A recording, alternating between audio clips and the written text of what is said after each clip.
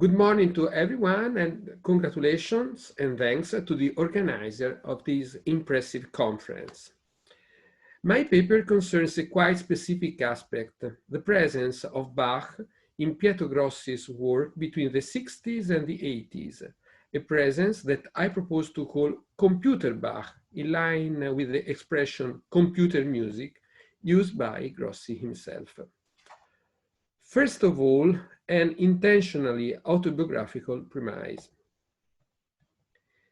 Between 1998 and 2001, I met Pietro Grossi several times because of my research activities on music in Tuscany during the 20th century, and in view of the exhibition Continuità Arte in Toscana organized by Daniele Lombardi, to the catalog of which I had to contribute. During these meetings, we planned an interview with which to launch the exhibition. We met and recorded the interview on the 1st December 2001. The weeks after, Grossi saw the transcription, we exchanged emails and faxes, and finally closed the text. But unfortunately, the interview ended up being published posthumously in April. Grossi had died on 21st February following a heart attack. During those years, Grossi had wanted to give me as gifts various materials about his work, among them a box with 10 CDs produced by himself. The box is also a work of his own. He had decorated it by gluing some photographs derived from one of his various projects, the graphic generation of words. Pictures are indeed the words computer music. From these CDs, I will get most of the materials I will present. In many cases, they are unpublished. A clarification is now necessary. I will deliberately address the topic from the point of view of the poetics and of the perceptible outcome, without going into technical details about the equipment and its use. For them, as it happens when we speak, for example, of ergonomical aspects of the violin, it is necessary to refer to the work of authoritative and undisputed specialists, such as Francesco Giomi, in my opinion, a true authority on the subject, in addition to having been a student of Grossi himself. Pietro Grossi was born in Venice in 1917 and was an excellent cellist, active in orchestra and as a soloist. Since 1942, he had started activity as a composer, which in the 50s he had developed with particular attention to the algorithmic and mathematical aspects of the organization of the material. The meeting with Nino Sanzogno encouraged him towards electronic music, to which he devoted himself since 1960. Following a visit to the Studio di Fonologia in Milan, in 1963 he created the Studio di Fonologia Musicale di Firenze in his own flat and at his own expense. In 1965, he moved it to the Conservatory, where the first Italian chair of electronic music was opened. Grossi himself articulated his own electronic production in two phases, the pre-beat and the post-beat. The latter is divided into two further phases, ante Tau 2 and post Tau 2. We will see later the why of this periodization. Turning back to our point, as it was observed in 1999 in a fundamental volume for his knowledge based on a long interview, now we can underline that Bach is a constant element in the whole process. About this, see Distante Zero. So let's begin to observe how Bach is present in the pre-beat period, when Grossi takes up the means of the electronic music of the time, and these means are at his disposal also in his studio. Oscillators, white noise generators, and so on, with the use of the magnetic tape. In particular, I refer to a work based on the theme of the musical offering that was taught as a first step of a wider project then not continued.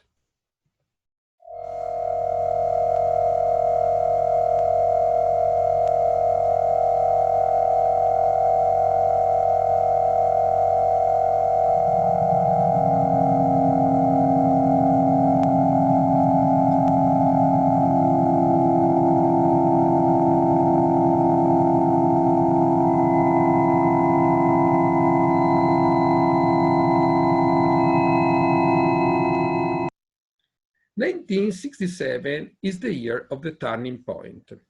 Grossi interviewed the possibility for the computer to produce sound and to play music by means of instructions that would allow it to perform an entire composition independently.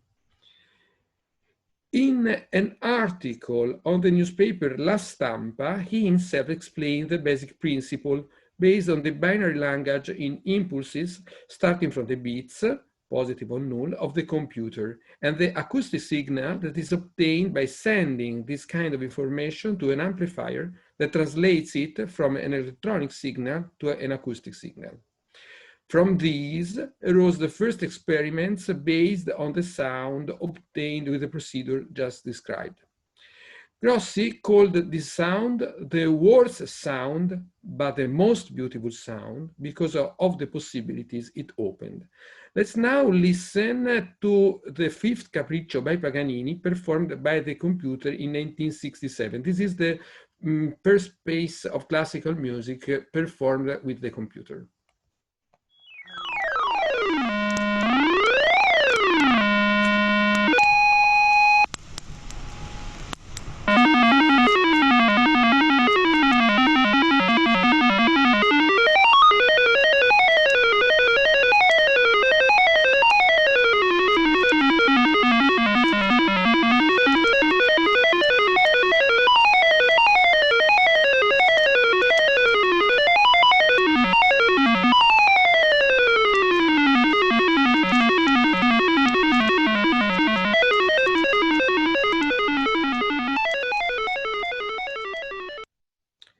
Grossi discovered a word.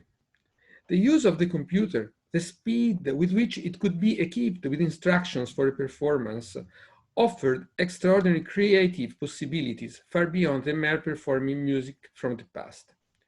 To quote one of his Pigro Deliri, a collection of aphorisms and sentences printed with a writing program he himself invented and capable and able of producing a unique specimen for each print, I put my finger in the jam, I tasted it, I was enchanted. And here you see my unique copy of this work.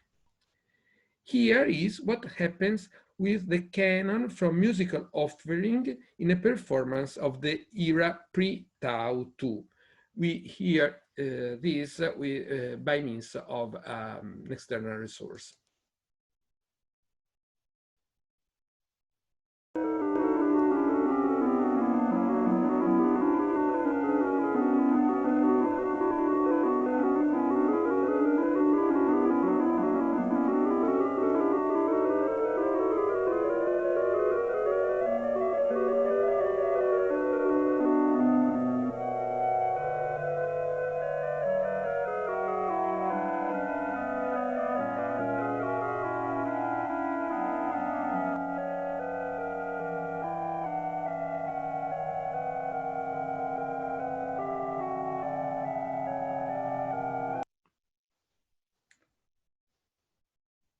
A second fundamental step was given by the adoption of the Tau 2. Tau 2 was a very rich synthesizer that Grossi had at his disposal in Pisa from 1974-75 and that he controlled with the Tau Mus software. It opened further executive and creative possibilities. We can hear this by means of two examples. The first is the 6 parts ricercare from the musical offering.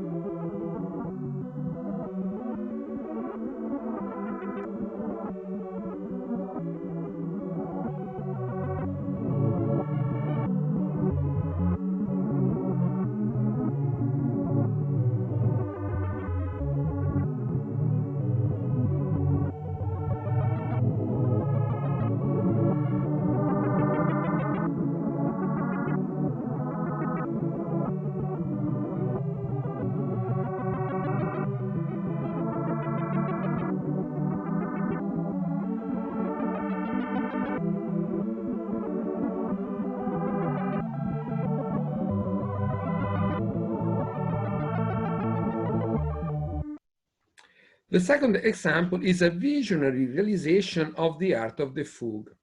Bach's work is played at such a speed that it can be compressed into 5 minutes 19 seconds, an impossible feat for any human being, but not for a computer, which de facto creates a completely new work from Bach's notes.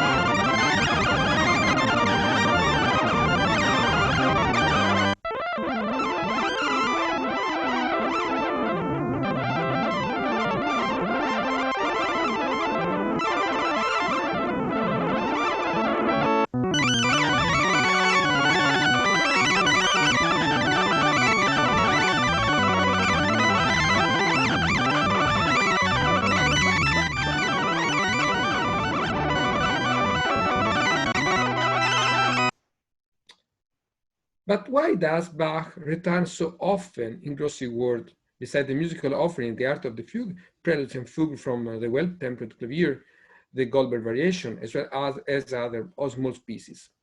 We find an important answer in these words. The computer is unsurpassed for the clarity with which it performs polyphonic music. Perhaps this is another reason why I choose Bach. The following listening is an example of such an extraordinary clearness, maybe literally inhuman, but able to express in a crystalline way Bach's greatness. This is the first contrapunctus of the arte della fuga, of the art of the fugue.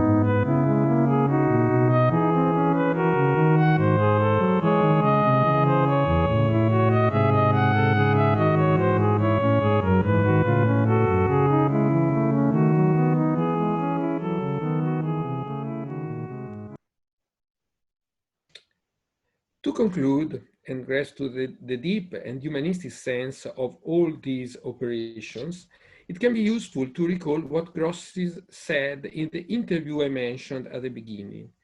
Computer frees us from the manual factor, allows to develop one's own interpretative potential, opens a wider knowledge and experience of music.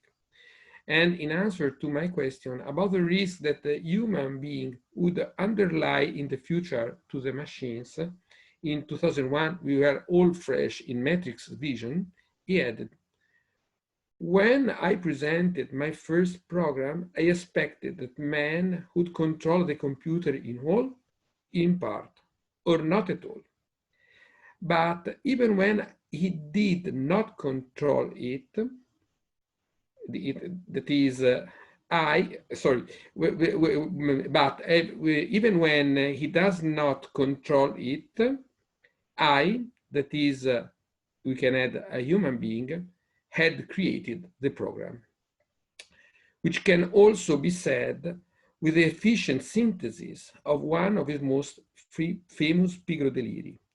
Computer frees us from the genius of others and increases ours. Thank you for your attention.